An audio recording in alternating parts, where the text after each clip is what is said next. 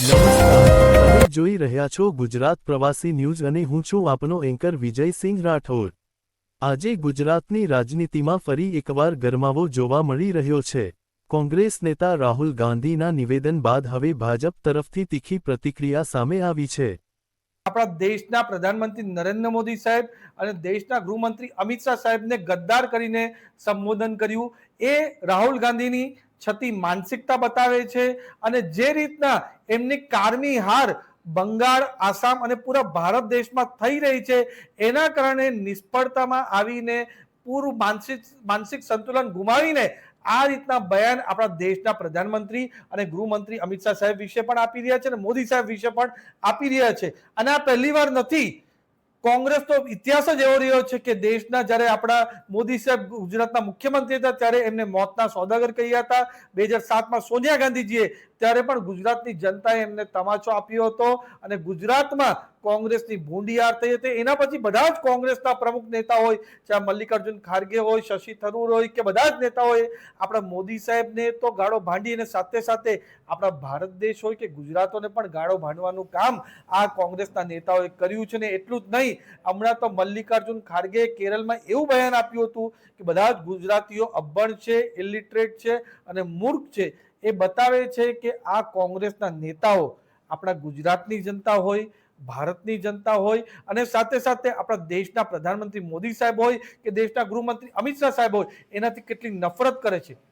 પણ ખરું ફ્રસ્ટ્રેશનનું કારણ એ છે કે આ ઇલેક્શન પછી પૂરું ઇન્ડી ગઠબંધન જે હતું એમનો પૂરો વેર વિખેર થઈ ગયો છે। પૂરા ઇન્ડી ગઠબંધનના જે મેઇન બે સહયોગી દળ હતા ટીએમસી અને ડીએમકે એમણે એલાન કર્યું છે અને પબ્લિકલી એનાઉન્સ કર્યું છે કે હવે એ ઇન્ડી ગઠબંધનના પાર્ટ નથી। ડીએમકે પાર્ટીએ તો ઓફિશિયલી દેશના આપણા લોકસભાના સ્પીકર ઓમ બિરલાજીને લેખિતમાં એમણે કીધું છે કે હવે કોંગ્રેસ પાર્ટી સાથે અમે લોકસભામાં બેસવા નથી, અમારી જગ્યા અલગ કરો, એ રીતે ટીએમસી પણ કહ્યું છે। તો જે આ પૂરું ઇન્ડી ગઠબંધનનું પણ વેરવિખેર થઈ ગયું છે એનાથી રાહુલ ગાંધી માનસિક સંતુલન ગુમાવીને આપણા દેશના પ્રધાનમંત્રી મોદી સાહેબ અને દેશના ગૃહમંત્રી અમિત શાહ સાહેબ વિશે આવું વાત કરે છે અને ખાસ કરીને જ્યારે મોદી સાહેબ આપણા દેશના માટે વિદેશના પ્રવાસ પર ગયા છે કે આપણે જે હમણાં એનર્જી ક્રાઇસિસ પૂરા વિશ્વમાં આ ગ્લોબલ પરિસ્થિતિ જે ગલ્ફ દેશોમાં